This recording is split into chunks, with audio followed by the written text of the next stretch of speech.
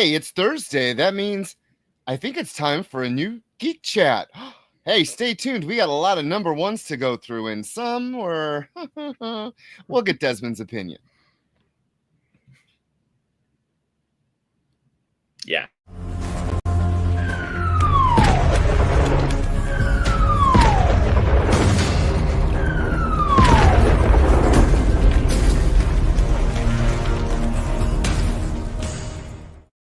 Hey, fellow geeks. This is the Geek Chat on the Experience. I am Beardy Rich. I'm Little Black Beardy Dez. And we are here. And the cloud in the sky is honorary Beardy Button Shop Kyle. And we're here to do what, Rich? We are here to talk. That's comics. What we do. That's really what we do. We talk about comics. Yeah. Hello, Kelly. Hello, Paul. Welcome in. Yes, we talk about comics and comics adjacent stuff. So if you like comic books and you like, these two geeky bearded guys, then you're in the right place. So as always, we do a giveaway. So the giveaway is interesting because it is Miles Morales, Spider-Man number 36. And the reason why it's interesting is when I procured this one at the comic book store, they were like, wow, Miles looks yoked. And I'm like, yeah, he's pretty yoked in this picture. Like, it's a great picture, don't get me wrong, but man, does he look yoked. I'm like looking at it and I'm like, I want that. Like, I want that physique, but pizza tastes too good. Burgers taste too good. Fried chicken tastes too good. I'm sorry. I'm just chocolate. Exactly. And so of course we're in the comic book shop. We're talking about it, and the guy was like, his lats and everything, and it's so buffed. And I'm like, and so the other person was like, yeah, well, you have to swing, and then you have to flex your muscles to pull. And so we're all talking about like Miles Morales's muscle tone and what he has to use in order to swing. So we were definitely getting into the comic book geek nerdisms, and it's just stuff like that that you just can only get at either a comic book store or when you're waiting in line to see a comic book movie. Like, I swear to you. Or a show like this. Or a show like this, yes. Yes, I say, or here on the Experience. And we can mention that, Miles has that sweet Marvel cinematic money. So they're probably paying for the steroids and the personal trainer to get him yoked, like they did for Kumail Nanjiani for that awful Eternals movie. Oh, hey, Eternals will be back. Why? But Kumail won't be nearly as yoked. Yeah. Well, I don't know. I mean, early rumors is that he might be Booster Gold, which will make everyone's head spin. So no, we'll see about that. All right, so welcome in, Garth Wong. Hey, yes. Space Case Collectibles. So Miles Morales, number 36, is a 1 in 25 by Stefano Caselli. Yep. I love Caselli's art. He did that New Warriors. Yes, by Hickman years ago. Yeah. That was the first place I saw his art. Oh, yeah. Such a great artist. Yeah, I really enjoyed the way he drew the Gorgon in that series. But yeah, you could win this. All you have to do is follow your fellow geek, brethren, and just type in hashtag Geek Chat into the doobly-doo into the comments, and you could get it. Because remember, if we don't give it away, we give it to Rich, and that can't happen. I think you want this one though. You know what? I kind of do. I mean, don't get me wrong, but I really like his costume. I'm starting to like his costume more than Peter's. Is that sacrilege? No, it's a great design. Yes, doodly do that. Yes, doodly do. So okay, I actually stole that from another channel. A person that I watch. His name is Jordan with a PH. His name is Jordan, but there's a PH in the center of his name, so the PH is silent. And so he says, just mark it in the doobly doo down below. But what he's referring to the doobly doo as the and on YouTube where they give the description, that's what he calls it. So we can definitely use it for the comment section as the doobly doo. So yes, everyone down, y'all in the doobly doo. Put hashtag Geek Chat, and let's give you this fantastic cover. All righty, but before we could do that, which is at the end of the show, we're going to talk about comic books. But before we talk about comics, Rich, was there anything this past week, the last time we talked to these people that you would like to talk about? Did you see anything or do anything interesting or have anything? We have known each other almost 20 years. Mm-hmm. That is I know it's a loaded question, but I was thinking about that today, actually. How long we've been doing this journey, because I always see it in my Facebook memories of us doing the show from various places. So yeah, I was reminiscing about the old days, doing it on the floor. That sounded really wrong. We used to meet in the store as a group and sit on the floor and talk comic books in a circle. It was like AA. It was crazy. It was a lot of fun. But no coffee though. No. Hey, Unknown. So yes, we also watched Wednesday. We have not. Oh, so, you haven't? I'm going to pull a Kyle on you and say you cannot talk about it. I won't say anything. We can talk about it next week. But okay, but Haley Joel Osment. Who? Yeah. The weird stalker with the cabbage patch face, with the beard and the long hair. He's in the trailers, the promos. Okay. Yeah. So. Wow. The kid from The Sixth Sense is a serial killer who dies in episode 1. Spoilers. Spoilers. See, okay, Kyle. All right, sir. All bets are off now. All bets are off. How dare you? Although I'll be honest, that's not even like me spoiling it.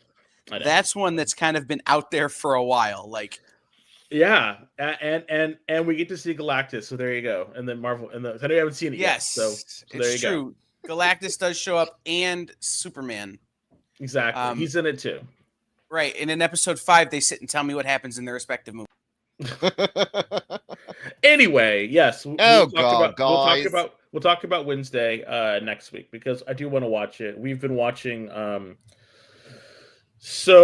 We watched all the Roseanne episodes. We binged all that, and now we're binging the Connors. And then after Connors, we're gonna binge Buffy, starting with the movie, because I never watched Buffy.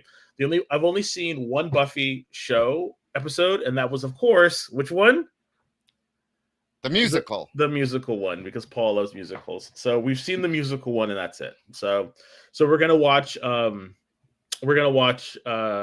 Buffy after this, and so we're gonna go from there. So we've been watching. Let's see. We watched Sandman. Finished that up. Last episode was so just not well done. Oh, it was bad. We watched Twisted Metal. We're in the middle of that, season 2. Enjoying that a lot. I'm good. And we finished the first 5 or 4 Wednesdays. Okay. Well, that's cool. So, yeah. All righty, folks. That's a little bit of life in the times of the geeks. Welcome in, Kenneth. So let's talk about comics. The first comic up that we're going to talk about is Space Ghost. So if we could give just a quick, say aside to the person who was the voice of Space Ghost, and the voice of Space Ghost Coast to Coast has passed away a couple years ago. And if you go online, you can definitely see some of his interviews. Unfortunately, I can't remember the actor's name. Maybe Kyle will chime in a little bit later, but unfortunately he passed away, and but he would go into cons and do conversations and interview people in his like Space Ghost persona, and it was just very, very funny. So that's so cool. Yeah, but this is okay. But you all grew up. Well, I grew up. I was not old enough for the original runs, but I watched a lot of the Hanna-Barbera Space Ghost. So I watched those. Yes, George Lowe. Yes. Hey, Hydra Asylum. Thank you, Hydra Asylum. So this Space Ghost is very different, completely different than the Adult Swim Space Ghost Coast to Coast and that take on him. This is a complete comic book superhero story. It is not paid for laughs. It is a true, I won't say true, but it is a superhero comic book. And it's written by David Pepose. The artist is Jonathan Lau. The colorist was Andrew Dahlhaus. Taylor Esposito did the lettering. And the main cover was done by Francisco Mattina. I, though, got the cover W FOC bonus negative art. I thought that was so cool. So whoever's ordering the covers for these Dynamite comics are just knocking it out of the park. Like there was a couple of these Space Ghost ones that were just completely amazing. So this is a new number 1. They had launched Space Ghost a couple of months ago, or maybe last year. And then that run ended. And so now we're doing another fresh take on Space Ghost. And I have to say, I only watched Space Ghost. I don't think Space Ghost ever had a comic. I know that it was, I think DC did some stuff with this Future Future Quest and some other stuff that it did before they lost the rights and then it went to Diamond. But I have to say, I really like this iteration of Space Ghost, and I really like the story that they told with this. As you see, Jan and Jace are at, they're at their grandfather's house, because in the cartoons before, they never really had this is my opinion or my thoughts, they never really had a good backstory.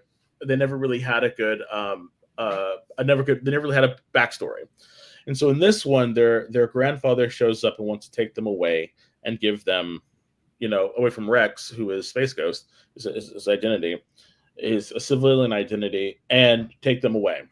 And while all this is going on, we see Space Ghost fighting one of his villains. That's almost like a version of Arcade, which I thought the interplay between their kind of struggle and what Space Ghost was going through was really well paced. And I thought the artwork that they did, was really, really good as well. As it all kind of like worked together to tell this really cohesive story. I really liked it, and I thought the artwork was really good. And I mean, these Hanna-Barbera properties, they have the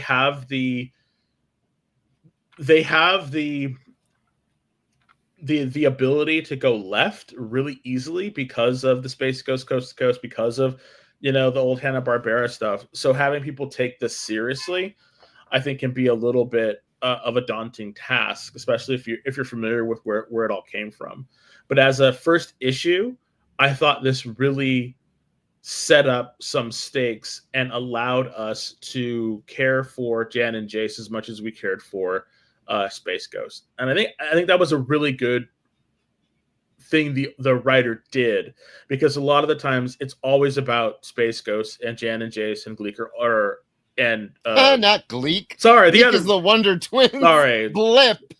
Thank you. Although Blip actually worked his ass off in this comic. He did, yeah. He was just some little side. Yeah. I really like this. The one thing that was kind of interesting, and I thought he was getting the Batman treatment, was his cape. His cape had various different lengths, and so in that instance, it was kind of a little off-putting. But other than that, I thought the artwork was great. I thought the story was great. What were your thoughts, Rich? So I gotta agree with you. I liked the way they presented the number 1, in that it gave you enough backstory to the main character and to the sidekicks, so that it was fully fleshed out who these people are. So basically, your origin story is set within actually 2 kinds of origin stories, with a fight showing that Space Ghost can fight and outmaneuver his enemy. I really enjoyed this. The art was a little rough in some spots for me, but I have to agree with you with the cape. It got big when it needed to be. It was small when it needed to be. I don't remember the cape having these powers, but it was very Spawn / Batman. Yes, very McFarlane. What I much loved, though, is the panel layouts. Yeah, it wasn't always traditional panel.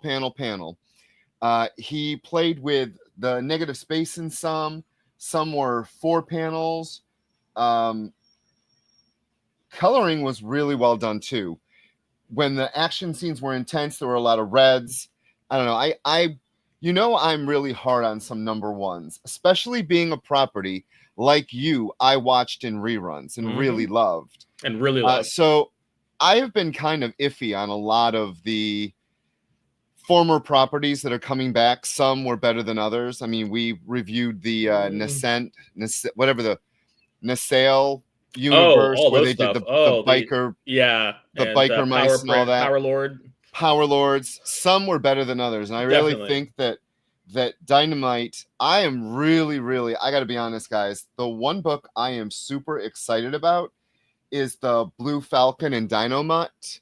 I ordered like as many covers as I think I could that weren't ratios, but I'm very excited for this book, and I'm really hoping that it's more like the Space Ghost and not like some of the other books we've been reading, because I have such like Blue Falcon and Dynamite. Like, I was not a Scooby-Doo fan, but when it came to them crossing over or meeting those two, I always watched because it's a superhero, and I really liked. I don't know. I thought the juxtaposition between Dynamite and Blue Falcon were fantastic, because Blue Falcon, was the Batman, and Dynamite was like the wacky sidekick. But the thing that I really liked about it is Blue Falcon never talked down to Dynamite. Even though he would make mistakes, he was like, "All right, old chum, let's go." And I always thought they were partners, and they got shit done. That's what I liked about it. So yes, I'm looking forward to that one as well. So I'm really hoping that it's this good. I'm really hoping. I am ready. I'm ready. The one thing that I haven't seen, and please correct me if I'm wrong, I have not seen anything about the Galaxy Trio yet. So Dynamite needs to get on that. And if they need a writer, they can call us. They can call me. I would love to write Galaxy Trio. Seriously. It was the Galaxy Trio, and it was the alien biker gang. They were on the bikes. Remember that? I cannot remember the name of that. But it was like a 2-part. It was like at the beginning was the Galaxy Trio, and then the second one was they had the star on his helmet, and he could shoot the stars, and he would like ram, and he would like, and they were on like space bikes. God, what was that called? No, seriously, it was one of that Hanna-Barbera Power Hours. Come on, in the doobly-doo, you all know. Come on, people in the doobly-doo gallery, you have to remember this cartoon. They used to show a double feature with the Galaxy Trio. It was Galaxy Trio, Herculoids, and what was the other one? I cannot remember. But they had space motorcycles, and they would ride around. It was Kelly. It was the same time frame as Space Ghost and the Herculoids and all of them. I'm surprised Kyle doesn't know. Anyway, well, okay, so let's go back up through. I agree, Kelly. I can't wait. Teen Force. Sorry, I clapped, but yes, it was Teen Force. There you go. Yes, Teen Force. That's what it was. It was so awesome. See, that was my stuff. I'm a lot younger than this, so when I watched these shows, they were on Cartoon Network, and it was those 3 shows, and then the Snorks. I hate you so much. Snorks. Kelly. I'm really younger than that. You're not. Once Dynamite establishes all these new properties, maybe a team up would be pretty cool. Yes. Hey, Bar Lord. A super cool crossover with all these characters would be great, because there was always a time where Space Ghost would help out the Galaxy Trio, and the Space Ghost would help out the Herculoids. The Teen Force would help out people. So they're always jumping back and forth. So yeah. Hey, Bar Lord, welcome in. Real quick, can I answer this question from Steve Vendetta? Sure. Of course. The original run was only ever supposed to be 6 issues. It was sort of like an audition for Dynamite to do, because it's a licensed IP that they have to pay for. Mm-hmm. So they had to prove that they could do the job, and then they were allowed to renew for another like 6-issue mini. Fantastic. Good. See, that's what we have to do. We're talking about getting. I told you. I found out where Bionic 6 is at. It's at Universal, Universal. So if we want to write and do a Bionic 6, let's do it. Let's do it. So, all right, what's next? Well, I want to finish some of the comments. Okay, sorry. Nobody 2. I can't wait to see, because I loved the first one. Hey, BBB, welcome in.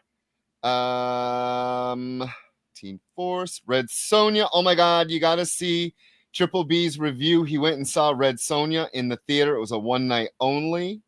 The original one or the new one? No, it's a brand new movie. And seeing his review, I'm like, okay, when's it going to be on streaming? Because I want to see that. I thought it was the Brigitte Nielsen one. Nope. Like, oh, okay. All right. So next book up is another property that I swear we have reviewed the number ones at least a dozen times, and we're doing another freaking Bloodshot number 1. This time it's from Valiant Beyond, from Valiant Now Alien Books. This was, there's a whole bunch of people. Just give me a minute. So the writer is Mauro Mantella. The artist is Fernando Hines Furuqua. The art assistant, don't know what he needed an assistant for, but Juan Pablo Massa. The color was done by Brashu Studio and Roca Zug, and then there's blood, so I have no clue. Maybe don't put the color over the words so you can read them. And then Flats is unknown something, but again has blood splattered on it. Not a good choice. The letterer was Ezekiel Infertine, and then it might be an I. I don't know. There's blood on it. Okay, that's it. The rest are unnecessary people. But good Lord, a lot of people on this. But once again, everyone but the letterer gets on the cover. Once again, I'll be pointing this out every time, ladies and gentlemen. Yes, I will. It's horrible. It's true. It's not enough said, SU. So yeah. Okay. What'd you think? I did the first one. What'd you think? I thought I don't have to read the number 2. Okay. At all. Okay, you have to back that up. Why? I lost interest like 4 pages in. I forced myself to get through this book to know how it ended. The art, very inconsistent. Maybe that's why there's 12 people on it. The story, one thing I did like, let's do a positive here, shall we? I liked that they told his origin in 1 page. 1 page origin, loved it. I also loved how the way he can shift his mass, he had to hide his mass somewhere, and it was that oversized backpack as a kid. I really enjoyed that. That's some smart writing. And then the whole book went to shit, and I was like, I don't care. Who's the writer again? You're really going to make me say this? No, okay. Steve was asking. Oh, Mauro Mantella. Okay. Sorry, Steve. Okay. Oh, and I'm just going to spoil it. The introduction of vampires, I'm so over vampires. Marvel has killed vampires for me. But they changed. Okay, so I'm just going to stop you right there because I actually enjoyed this book. I'm glad. I actually enjoyed it. I thought it was fun, but I have to tell you now, I don't give Valiant a pass because everyone gets criticized and gets I give a review, but I just love I like the Valiant stuff. I do too.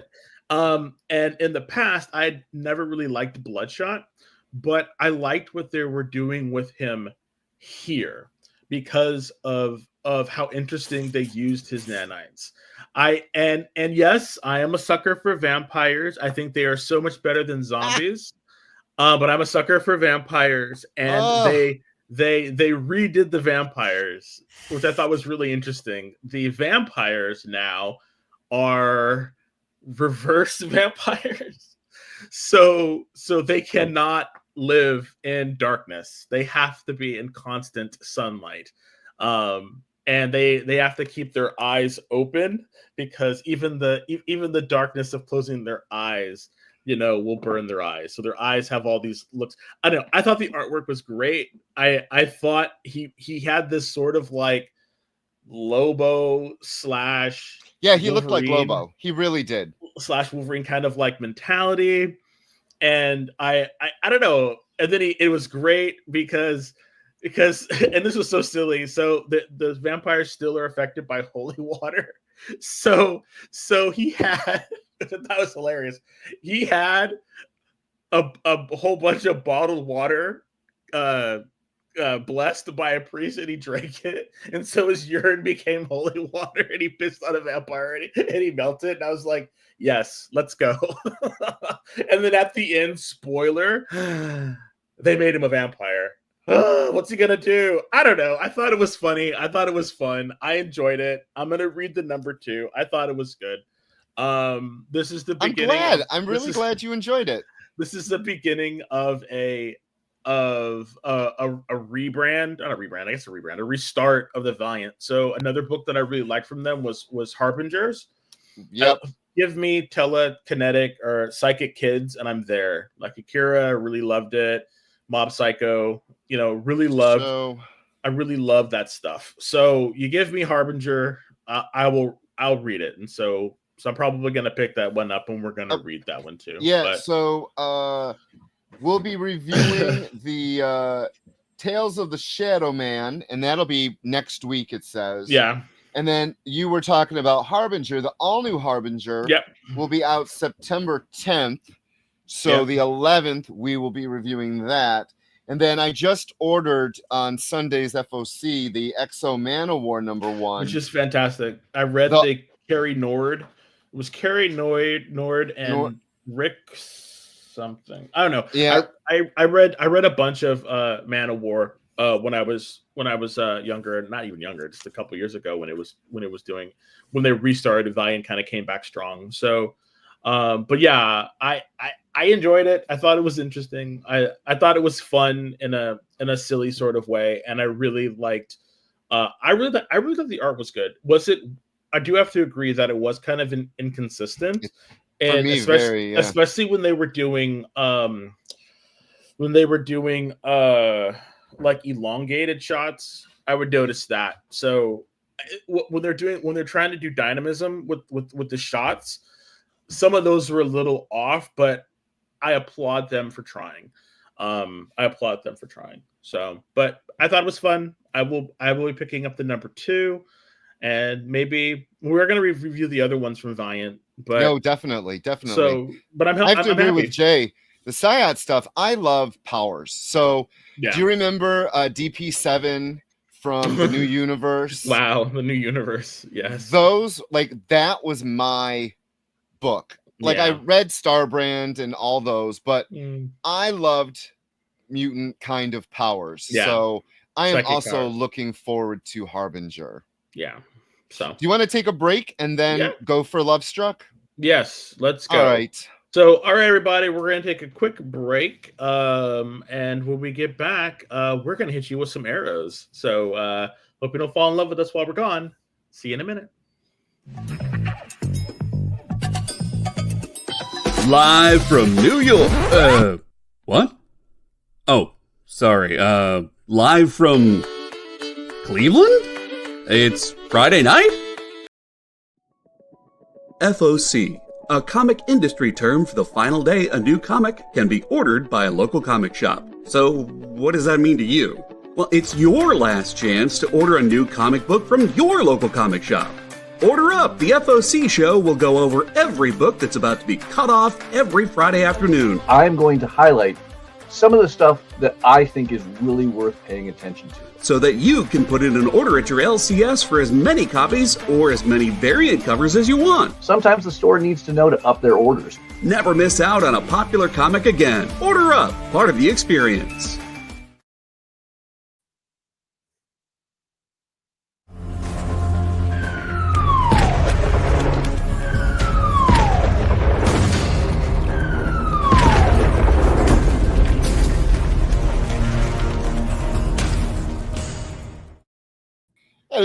Hello, and welcome back to the Geek Chat on the Experience. I am Beardy Rich. And I am Little Black Beardy Dad. Welcome back. Welcome back. And we are in the middle of our number 1s. reviewing. But thank you, Jay. I love it when you come watch. I love watching you guys too. So quick question. So yes. in the show that Kyle does, and if you've watched Kyle and another person who's working with the experience does Jay. So Jay's the one that's always in the pictures with him. Yes, that's Jay. That's Hydrosylum. Okay, cool. I've always thought you look like DJ from Roseanne, just a little bit. You got those kind of DJ cheeks. So if you ever watch that, just saying.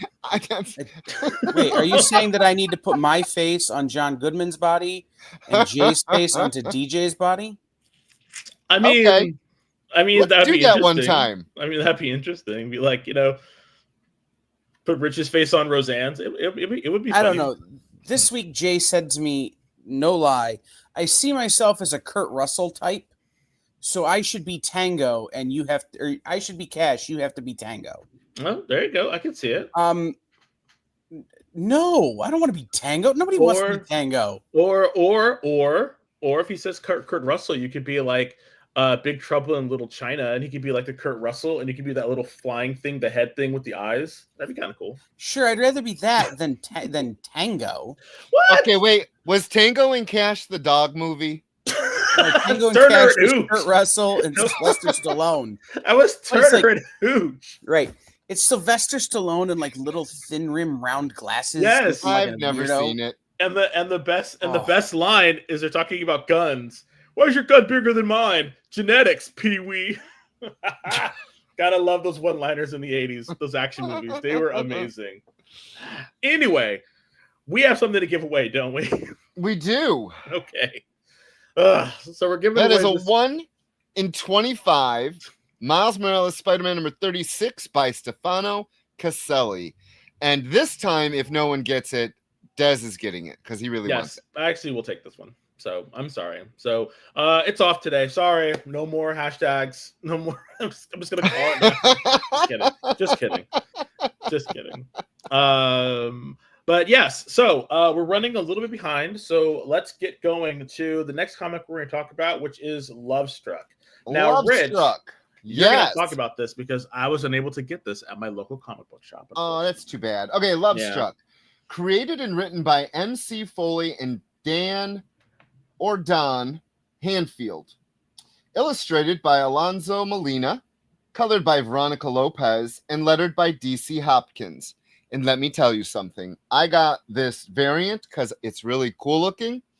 And all the people are on there except the damn letter. That poor guy got screwed off the cover. Hey, Easy Reader. Yes. Yes. So over it. Hey, Easy Reader. Justice for letterers. That's the newest. Hashtag Justice for letterers. Yes. Yes. Hey, welcome back, Triple B. So this is from Amp Comics. Okay. We have reviewed Never Wars a couple of weeks ago. Yes. So, we're trying to branch out from just DC and Marvel and Image. Mm-hmm. So, like, we had Valiant, and now we have Amp. And I enjoyed this book. I really did. It is about this woman who isn't too keen on love. In fact, she takes pictures of couples cheating so that they can use those pictures in court. Like, she really doesn't believe in love. She's currently dating a guy, and he made her breakfast in bed, and she decided, you know what? I'm breaking up with him. So she is on her way to meet him face to face to break up. And she calls her best friend, and I think he's a gay best friend because most of the time they are. And he's like, no, don't do that. Don't do that. Don't do that. Like, really don't do that. Pulls up. And after 6 months of dating, it is a flash mob. The best friend is there. Her dad is there. And he wants her to marry him. Oh, my God. Aww. She's like, I don't believe in love. She tries to get away, backs up, and kills. Well, she runs over Cupid. Yes, folks. Oh, my God. Cupid is hit. And that is him on the cover. And he was there to make sure that the guy that proposed to her falls in love, but the plot twist is it's not to her. So the whole thing is, you learn through this first issue, the Cupid is dying, and the only way he will be able to live and her not go to jail for manslaughter is if she takes up the mantle and makes two people fall in love. And the two people she's got to make fall in love, the guy she's dating and his busty assistant. I thought the plot, that is the shtick for the book. I think it's probably only going to be 4-5 issues. It doesn't really say. The art was serviceable for a small publisher, and that is no slight. I mean, the art is actually pretty good. The guy knows how to draw the form. There's a sight gag with the Cupid in the fact that he changes his outfit every time. I really, really liked this story. So, unfortunately, it looks like some retailers might have ordered lower because it's an relatively unknown publisher. So they might not want to order high. They might get stuck with it because remember, a lot of comics aren't returnable. So that's why it's really important to go to your comic book store and tell them you want things. And one way you can do this, and a quick plug for the experience, is on the FOC show. That is a hard word to say. The FOC show. Kyle, what is your FOC show? FOC shows tomorrow at 1 o'clock Eastern, 10 o'clock Pacific, with special guest, if he wakes up in time, Tom Taylor, who we're recording at like midnight tonight, my time, all the way from Australia. So we got to hope he wakes up on time. Will you tell him that the Geek Chat loves him? And I'm really excited for his Wolverine and oh my God, they just announced it today. Deadpool? Batman? No, it's another person he writes, and I'm blanking on it. God damn it. Ghost Rider? No. I'll make it look good. I'll make it look good when I talk to him. I'll figure out who it is, and you'll be good. Okay. I'll just go to his Twitter page on the next break. But I say go get this book. Kelly, I'm sorry. I don't know where AMP is out of. We can look that up easily. Can answer that question. Sure. Oh, where? AMP their headquarters is in LA, but they have creators all over the country, including Florida, California, New York, the Pacific Northwest, and Chicago. AMP is actually a bunch of guys who were at other small publishers that maybe fizzled out or didn't survive COVID or didn't survive bad management, coming together to form a publisher that is well managed and well run. Don Hanfield specifically, though, is interesting. He was the showrunner on the show Nightfall, and Amazing Stories, based on that graphic novel Amazing Stories. Mm-hmm. But Nightfall with Mark Hamill, and he was a showrunner on that. That's funny. That's funny you would say he's like a showrunner, because immediately when I was thinking about this story, it was like I totally thought like, Hallmark Channel, because I was thinking, what happens when a lonely girl runs over Cupid? Well, when we had him on the channel to talk about Never Wars, when we talked about this, he basically said it's the Santa Claus. Nightwing. If it were a Hallmark movie.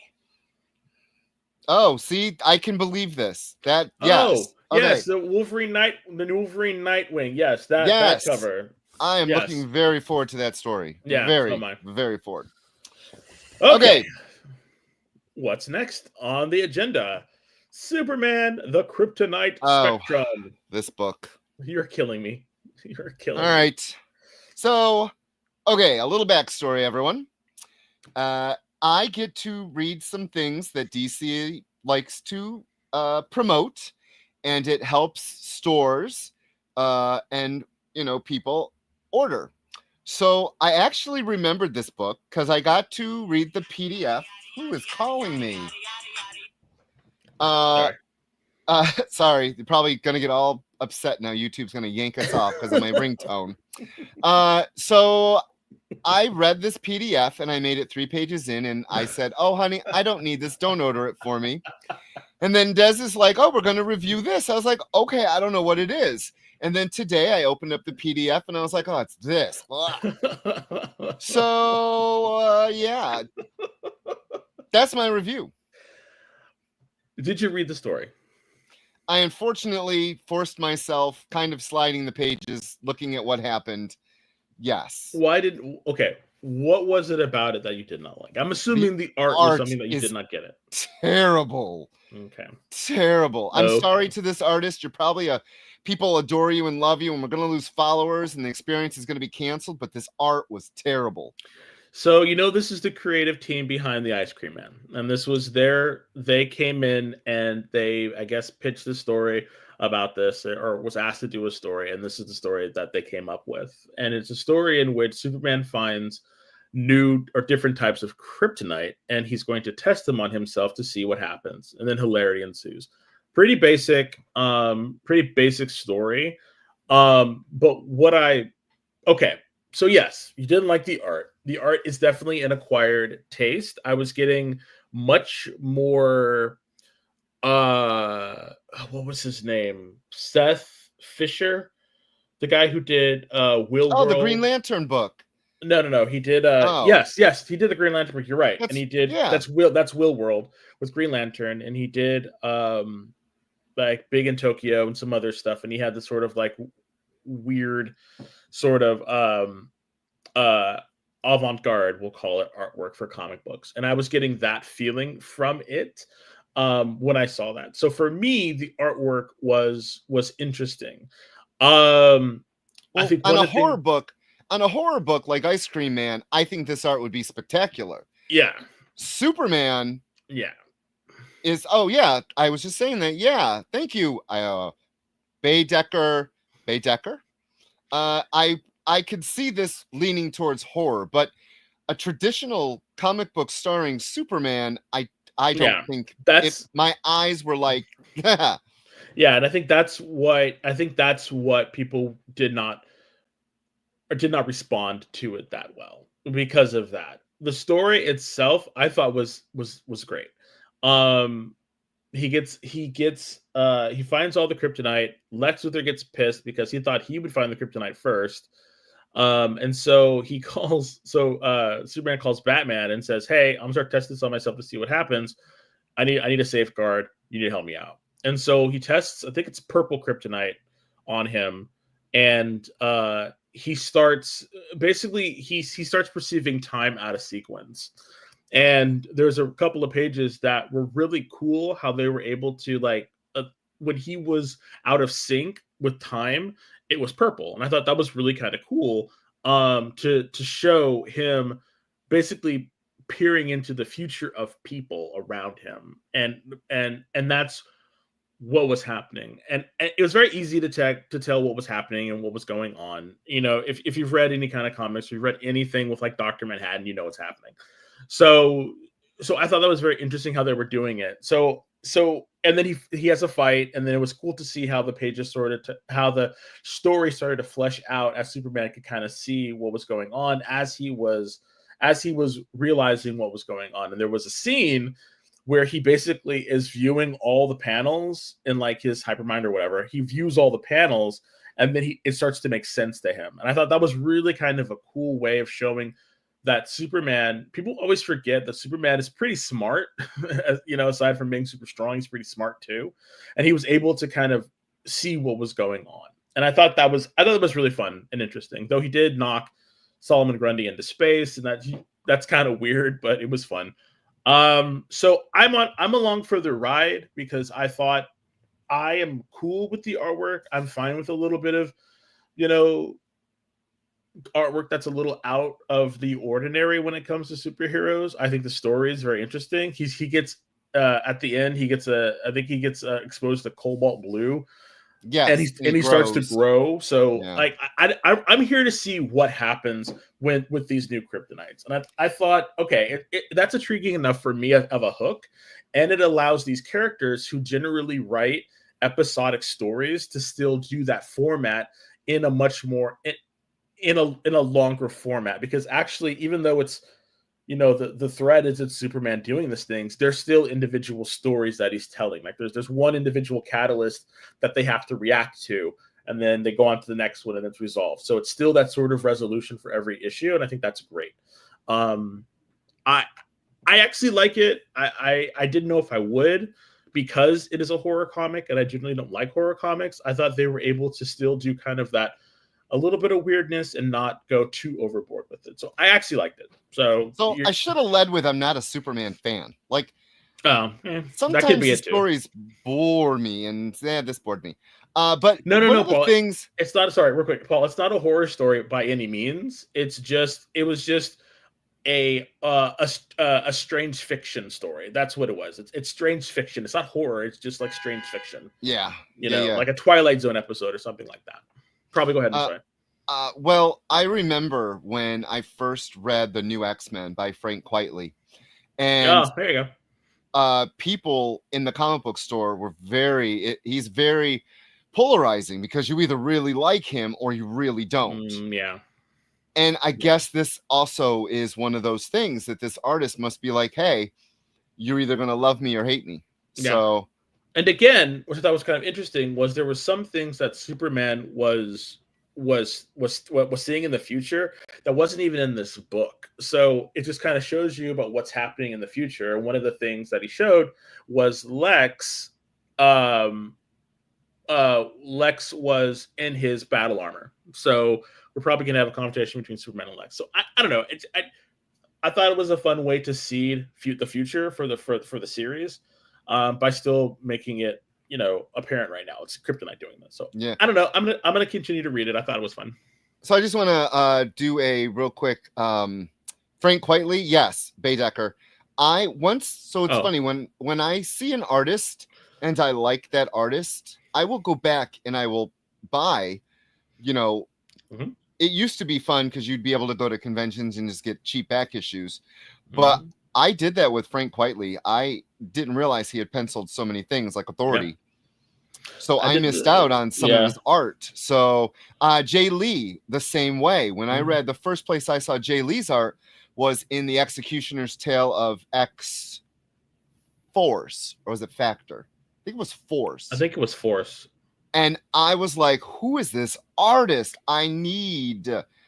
And that's when I became, a Jay Lee fan. So yeah. I did the same thing with Paul Pope.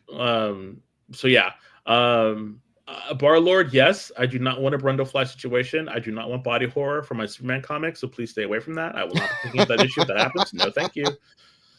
All right, on to the next one. Real quick, because Rich brought him up. Sure. What?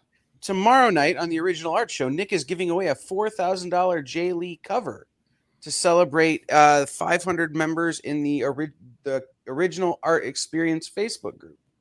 Wow. Okay. Well, what time is that? 7:00 Eastern, 4 p.m. Pacific. So it's to celebrate 500 people in, right? In the Facebook group that we started specifically to celebrate original art and the Original Art Show on the Experience. Yep. Shouldn't it be $500? You'd think, but Nick was like, no, I'm just going to give away this $4,000 piece. Oh, and by the way, Kyle, you can't win. Oh. I know. I am massively salty, and I will eventually get over it with a couple of years of therapy. Just a couple. Just a couple. All right, next up is Giant Size X-Men. The writers for this garbage was Jackson Lansing and Colin Kelly. The artist was the fabulous Adam Kubert. I loved the art as much as the story. Color artist was Laura Martin. And then we have the last 5 pages is what I was actually interested in. Transformation was the name of that one. And the writer was Jed McKay, who does adjectiveless X-Men. I just like calling it just X-Men. It's so much easier than saying adjectiveless, The artist was Cafu, and the color artist was David Curiel. The lettering for all this was VC's Clayton Cowles, and the cover artist for that one was Adam Kubert and Laura Martin. I had to get the, don't even know. Oh, I got the Cafu because it has my lovely ladies on the cover, even though they totally messed her up, and Revelation. So, yes. Hey, SF. Hi, SF. Okay. So, you started up. I started the last one. I started the last one. I started the last one because I told you how crappy I did. I didn't like it. Okay, so why did we read this?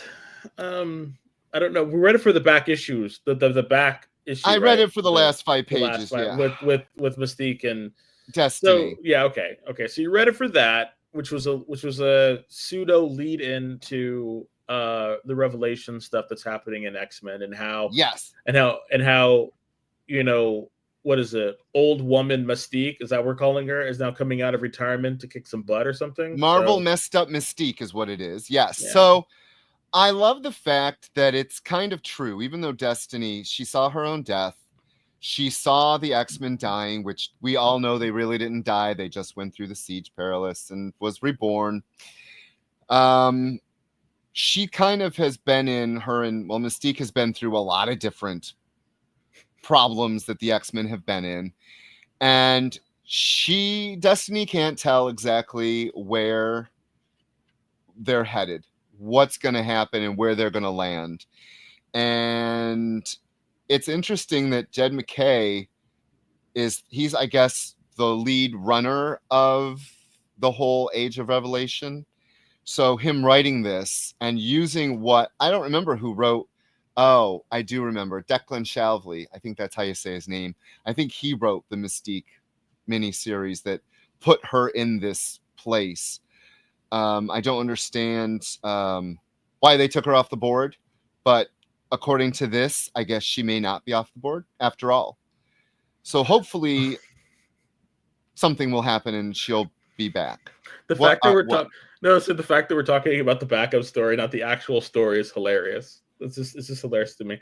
Basically, right. The main story, Legion was trying to get to the White Hot Room in order to make himself all powerful to do something.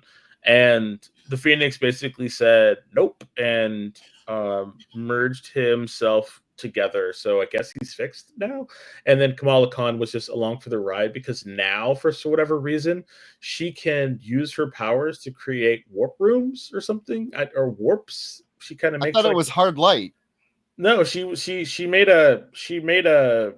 Was that a warp or something, right? Or or a hard light or a mirror? They're using her powers from the TV show. She's got hard light powers. Well, she has 2 different powers now. She can glow like a disco ball. I mean, this is the big reveal at the end.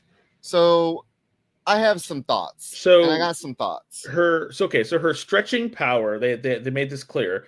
Her stretching power is her Inhuman power, but her mutant power is her sparkling hard light constructs that she can do. And she can put them together now and do something with them. So she's basically has 2 power sets that's given to her from 2 different genes that she has in her. Number 1, which is really sad to me, is I think this is really kind of cool and a really interesting thing to do for a character. It's just that the way that they did it and this story and how she came about this was terrible. It was wrong. I don't know why they did it. I don't know why they did it in this, because I really believe having an actual story that just dealt with her coming to grips with being a mutant and an Inhuman, but we can't talk about Inhumans because they kind of suck right now, so we're not going to do that. But actually pulling the Inhumans out of the toy box and having them have a conversation where she's coming to grips with not being part of the Inhumans and moving away to something, I thought would have been a much better story to read than this Legion pseudo quest that she goes on, because she's not a willing participant in the story. She's kind of dragged everywhere, and as the reader, how are we supposed to get invested when the main character doesn't even want to be there because they're being pulled along with someone else? So I just think the whole conception of this story that they told in completion was just wrong. It was a wrong way to deal with this character. It did not endear this character to anyone any more or any less, probably less. And it was just a waste of Legion. So I personally do not like. This was a complete miss on all fronts. And the sad thing about not the art was fine. The story, it was the story. The art was great. great and good, and I love the way she looks. I don't like her new costume though; it's terrible.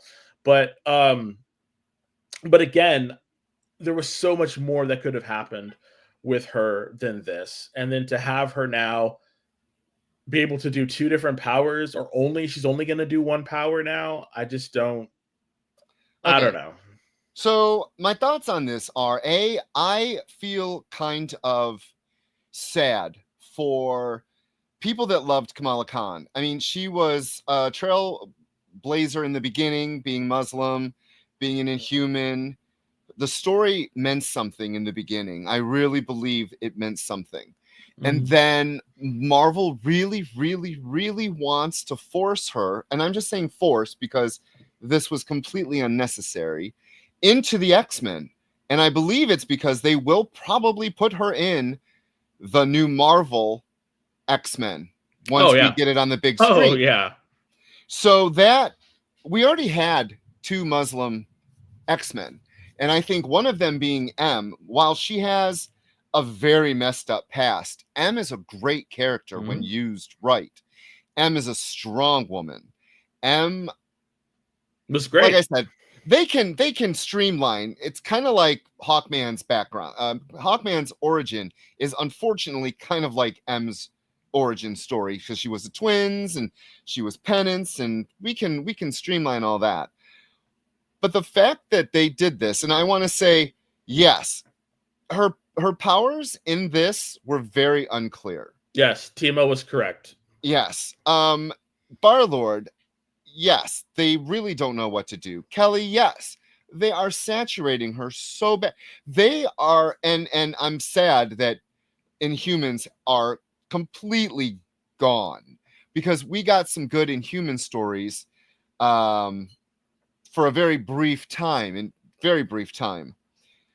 The fact that Marvel is just taking this character and trying to make her, and we say it funny, but make her fetch. This did nothing for the character at all. And the story, and the fact that the team was brought together, the team that fans want, they don't want 3 different books. The teams want this family, the fans want this family together. They want Storm. They want Cyclops. We want all these people in one freaking book. It was nice to see them together.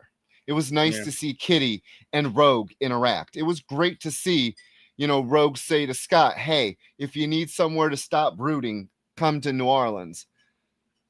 It hurts me that the X books have been just torn apart. Yeah. And this book it made me sad for the group to come together, minus Kamala. Put Kamala with the New Champions. Put her with some teens. The New Champions was a great book. It had none of the original champions in it. Marvel, make better decisions. People want to buy your books. I want to buy books. But not if you're going to give me crap like this. That's all I'm going to say. Thank you. And that is a great segue into our break. That way you can go to the bathroom if you need to. So but thank you. We'll see you in a minute. Sure, comic books are beautiful, but underneath, there's something more authentic and exciting. The original art. See the pencils, the lines, the shading, as if you were there in the studio watching the artist work. Getting a peek at comics' backstage is easy with the original art experience. All right, Friday night, guys. Thank you for being here. To be doing anything, the fact that you're here means the world to me. Nick's pieces are always value priced with your budget in mind, for the beginning collector to the veteran. And this is gorgeous. You got Aquaman and Mira. Join the original art experience with Nick and our friendly crew of regulars, even if it's just to enjoy the art. Fridays at 7. It's all part of the experience. According to a statistic that I just made up, people spend 4 hours a day changing the television channel. People who watch The Experience don't do that. Save yourself a ton of time by tuning into The Experience and enjoying our new original programming 7 days a week. And then tell your friends. Think about the money they could save on batteries in the remote alone just by tuning into The Experience. Find out more by scanning the QR code below.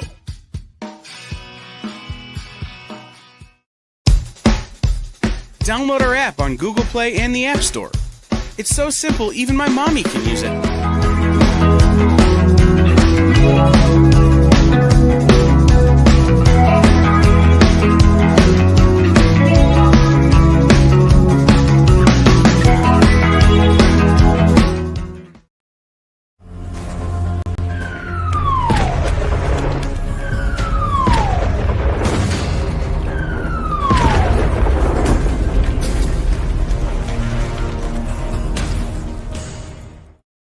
Hey everybody, welcome back. You are watching the Geek Chat. I got a little fired up, I'm sorry. You are watching us on The Experience. I am Beardy Rich. I am very passionate about my X-Men. So, hey Des. Hi, I'm Little Black Beardy Des. And yes. Yes, Rich, we can. Hallelujah. Yeah. So okay, there's still some spirited conversations going on in the chat. All right, so let's go. So Kelly says, okay, so Barlert says, wasn't she on the last Champions team? Yes, she was. So she was on the last incarnation, but the Champions, the latest book, she's not in that. It's all a new character. No. And she led it with Miles, if I'm correct. And they kind of, Miles and her had kind of had like a little romance. Yeah. Kelly says, if Kamala's put in with the X-Men instead of being safe for Young Avengers, Marvel makes a huge misstep. Agree. The reason they're not going to do that is because they already pushed her into the X-Men camp, and people really like that actress. I can't remember her name, unfortunately. I'm sorry. People really like the actress, and they really want to put her front and center. That's why we're getting, the early rumors are we're getting her, Billy, and the other one, his brother, the Maximoff twins, are going to make not the X-Men. All not X-Men, all Young Avengers. Yep. Tima says, Kamala and Miles are the lucky ones among the young characters, as their editors know how to work with them. The others are not so lucky, especially Ironheart, who still has no place. Oh my God, yeah. 100%. I think what they really need to do is do a new Young Avengers or a new Champions, and actually do some damage control with their kids. Their young adults, and actually give them a place to be. And I do not believe Kamala needs to be on the X-Men, just like the New Mutants kind of had to work their way up. I think Kamala and the other ones need to work their way up as well. Haven't done that in a while, and I'm really sad that they haven't. So, all right, so let's show our giveaway real quick. Yes, we are giving away a fantastic 1 in 25 cover, which is Miles Morales. Speaking of Miles Morales, number 36 by the fantastic, who, Rich? Stefano Caselli. Yeah, so we got this yoked Miles Morales that you could win by putting hashtag Geek Chat in the doobly-doo, down in the doobly-doo, which is the comments. We're starting to make up a language on the Geek Chat, so I don't know. seriously. If we continue in a couple years, we're all gonna be like, blah, blah, blah, blah, blah. Everyone's gonna be like, blah, blah, blah, blah, blah. So I have a hard enough time with English. Come on now. This is true. We'll never be able to pronounce names right again. And let me tell you, I got 100 names to read in this. So let me find it. Oh my God. So we're skipping Dr. Red Skull. Okay, guys. Talk about Red Skull. So we can skip that one. Bring on the Bad Guys, Red Skull. I cannot do another crap book. I'm sorry. I cannot do another garbage. I can't. So we're going to end with 2 all-age books that hopefully tickle Dez's something. Whatever. I have a all right. bone. You're funny bone. So here we go. Uncle Scrooge, Earth's Mightiest Duck. Now, this is number maybe 2 or 3 in the Uncle Scrooge, because we have another one coming. So, written by Jason Aaron. Art on pages 1 through 7 was Mahmoud Asrar. Pages 8 through 17, 24, and 25 was Disney artist Ciro Kengilosi. And I love this guy. Giuseppe Camicoli. And Danielle Orlandini did pages 18 through 23. It was so cool to see his art and him doing Disney characters. Colors were by Ariana Cansoni from Arcia Studio. And the lettering was VC's Joe Caramagna. Yes. So super talent on this book. Super talent. Boy, you did not enjoy this, did you? No, I'm waiting to hear what you say. Oh, I did not mind this book. I thought it was quite fun. It was $5. You got a double. This was no filler. This was all book up until the end. All book. Not going to spoil the last page for you. All thriller, no filler. I'm really interested because Nick Bradshaw is going to be, and Pete Woods are going to be doing the next issue, I think.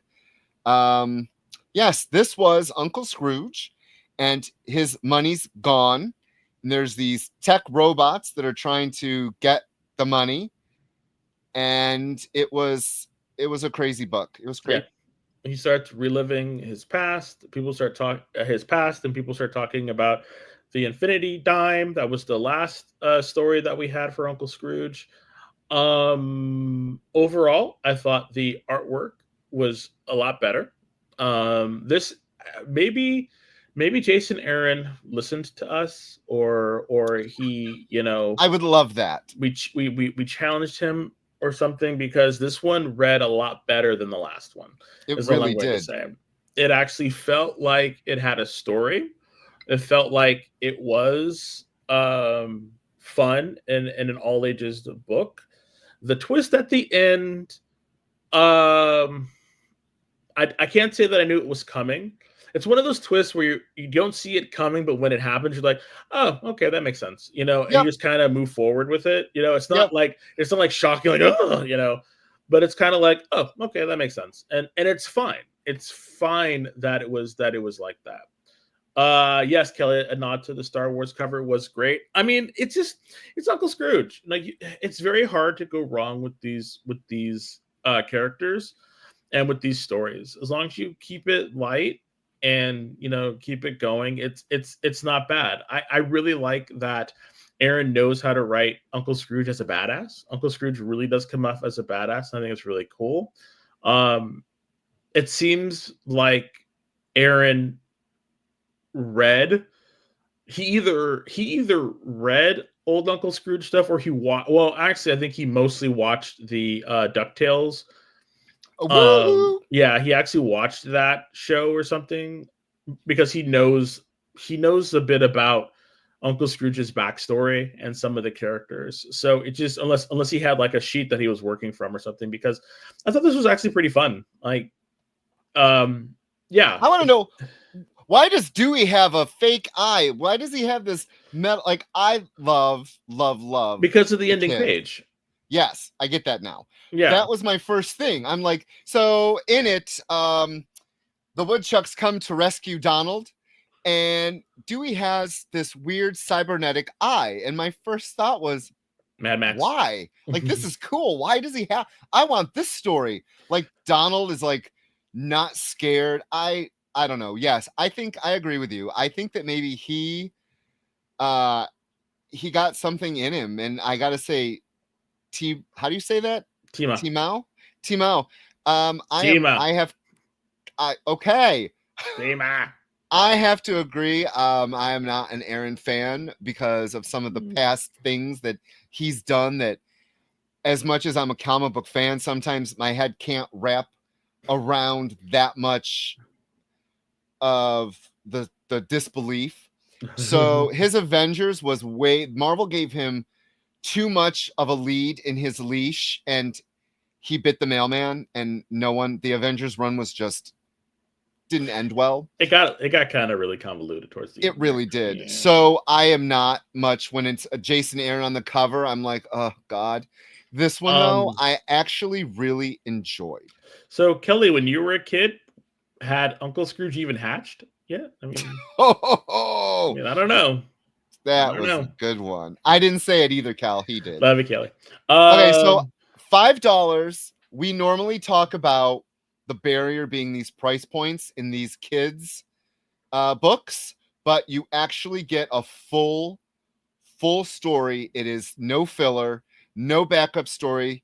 It is like 48 pages or whatever their pages are now. So you actually got a really good value in this. So yeah, if you have it, and you really want to read a good story or you got some nieces or nephews or grandbabies or you want to read it, I would say get this. So you can always gift it to them later.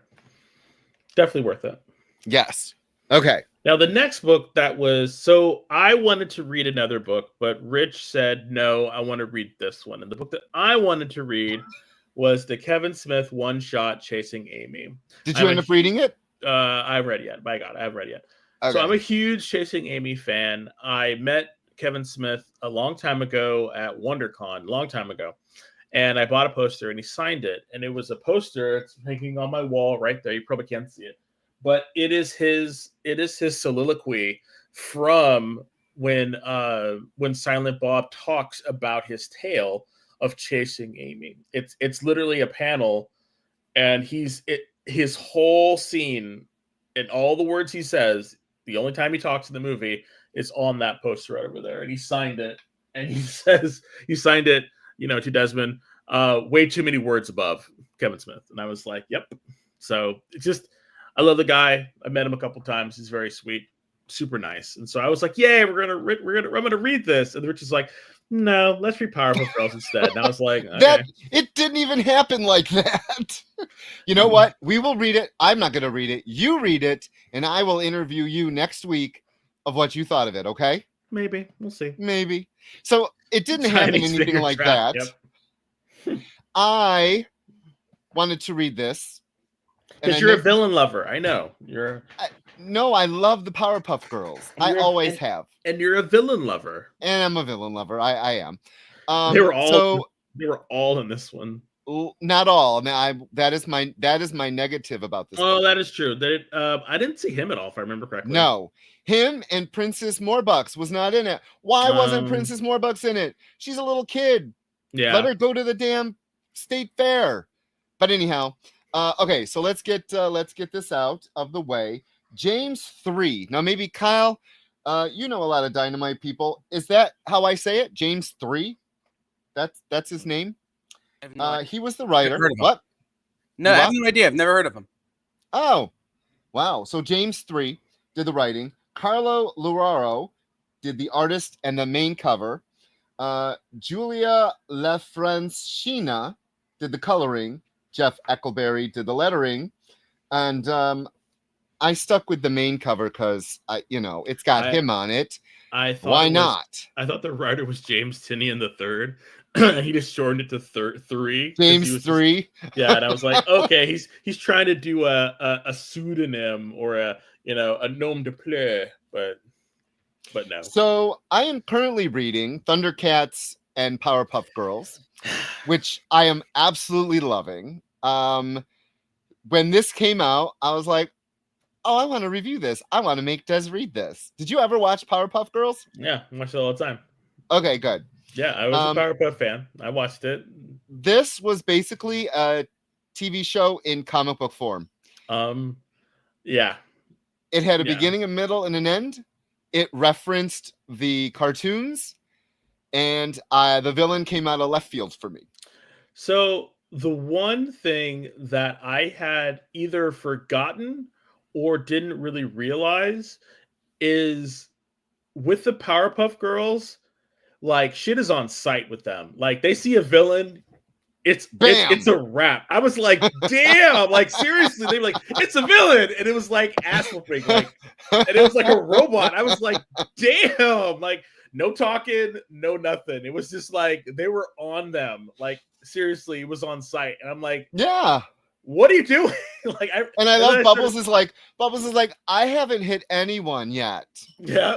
And like Buttercup, like seriously. And I'm like, damn, these girls are like a menace. So, and then I thought about the cartoon and it was like, yeah, that's kind of how it was in the cartoon too. They were like on site. So anyway, all it is the mayor declares it's villain day at the park. And so they have to kind of go along with the villains having fun at this park. And the girls are really annoyed by it, but you find out later that there is a major villain who is controlling everyone with a concoction that all kids hate. Yes, I don't want to spoil it, but after I read this, I had to go watch this episode, I had to. I was like, oh my god! Like the writer James 3, you are a Powerpuff Girl fan because you went into some stories from the past. I can't remember either. That was for crazy. This. Yeah. So if you are a Powerpuff Girls or a Thundercats fan, you need to pick up their miniseries. It's really cute. Rich, we need to do a group. No. I mean, I think I'd make a fantastic buttercup. Buttercup. Jesus Christ. Or Bubbles. No, I don't know. You're more Blossom because you think you're not impulsive. You're not violent. I'm not. My husband thinks. I don't think. Yeah, I'm impulsive, but out of all of them, I'm more Bubbles. I can see that. Okay, I'll be a Thundercat. I like that. Did I like this book? I haven't looked it up, but one thing that Dynamite does a really good job of, and I wanted to throw this out there, is that it's possible this is someone who worked on the cartoon. Oh, cool. Oh.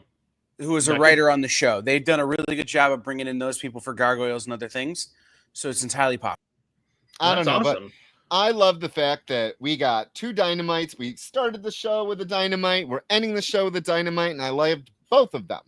Yeah, I when you told me we were going to review this, I was like, okay, I haven't watched the Powerpuff Girl anything in years. And then when you said let's read this, and I was like, okay. I have to say, it was fun to read about the girls again. It was fun seeing the professor. I thought the artwork was very much like the comic book, like the cartoon. Well, that's always fun when a writer can get the tone and the artist can get the look of the cartoon and really like bring that to the forefront. It really kind of like transcends the experience because then you're taken back. You are really.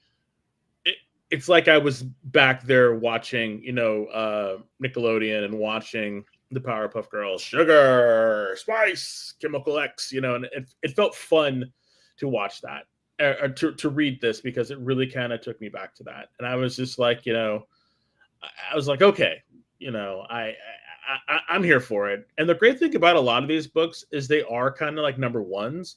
So they're one and done. And I'm not trying to be gross or anything, but I know the major thing people do in the bathroom now is text on their phone, but this is perfect bathroom reading material, which is not a bad thing. It's not a bad thing. I'm just saying, you could take it in there, and really have a good time. Wow. Okay. And it means you can't take it back. You can't do a Jerry and take it back. Yeah. Oh, okay. So James I loved Fairly Odd Parents. Yeah. Oh my god. So James Street was a writer on the Fairly Odd Parents, and definitely is the age to have grown up in Powerpuff Girls. So that's awesome. Thank you, Kyle. Isn't it great Kyle. to have a producer who can just run in and or hobble in and just get what you need to know. Roll in. It's kind of like a yo-yo. So, all right, everybody. I got that in. Thundercats. So, wanted to say we are definitely going to be giving away a fantastical, magical cover. Let's see that cover real quick. That way everyone can see what we're giving away. Get it in now, guys. Hashtag Geek Chat. And also, while we're waiting for people to put in a little bit before, thank you. Stay tuned after us because Mog and Mel is up, as well as every day on the experience. We have something new, so please take the time to check what we're doing, or you can listen to producer Kyle, who has something to add right now. Oh, I don't. I was just going to tell you that the giveaway is ready. I told you you'd have to stall for a second, but I'm ready. Oh, that's what I was stalling. We're just talking. I was trying to. He said we needed to stall, so that's why I was stalling, and I was saying see, I already. Kyle's going to come in and say something about the programming. So it's like, here you go. No, we already mentioned everything. Tom Taylor on the FOC show, Nick giving away $4,000 worth of art. Other craziness. That's what I have. I was just trying to give some more time. So anyway, I just want to say thank you to everyone for watching us. We really do appreciate it. We love you guys coming in. We love that you guys are chatting with us, and the back and forth is great. You know, like I said earlier in the show, I realize we've been doing this for a very long time. And there are some days where you get up and you're like, oh, I got up today and I was like, I'm going to read some books. And then I read the books and I was like, oh, God, some of them were not that good. And I texted Des. I was like, it was a mixed bag of books today. And I'm like, yes, it was, sir. Yes, it was. But I really love coming, and I love that you guys tune in. And I'm finding a lot of great shows. So, yeah, I love it. Love the experience. Thank you, Kyle, for having Des and I on. Yes, we met with 2 new great shows today. And what was that? I can't say. Ooh. All right, everybody. You heard it here first. Soon. Stay tuned. We got new programming coming soon to the experience. As long as you don't replace us. No. I'm going to replace Jay and I. Oh, poor Jay. Well, no. So Jay and I can go back to pressing buttons and stuff instead of having to like talk about who should play Superman in an yet as unknown Superman thing, or some of the other goofy stuff we do. We're gonna just press buttons and let other people be goofy. Huh. Well, what did we say? What did I say? We were talking last night. Eddie Murphy is going to play Inspector Clouseau in a new that is Black Panther movie, or not Black Panther, Pink Panther. Could you see Eddie Murphy as color? Could you see Eddie Murphy in Wakanda trying to track down vibranium? I could, but the problem is that it's going to be, to me, if he's anyone other than Simi from Coming to America in that role, it's a whole problem for me. Oh, anyhow. No, he could be like 10 different characters in that movie. But that's what he's going to do. I love it. That's why, because in the Black Panther. See, they got me doing it. In the Pink Panther movie, Caruso did play different. Well, Peter Sellers played different parts, and so Eddie Murphy is known for playing different parts. So he's probably going to play a bunch of different parts as a costume disguise as he's being a detective. Trust me, that's the joke last night was that we haven't ruled out that it's Pedro Pascal playing Eddie Murphy playing Clouseau. Probably he's in everything else, it seems. And thanks, producer Jay. I appreciate it. All right, everybody. All right, everybody. Hey, Phil. It's time to give away some stuff. All right, everybody. That's not the button we want. There we go. Hit his nose. All right, everybody. Let's see who's going to win this fantastic magical cover.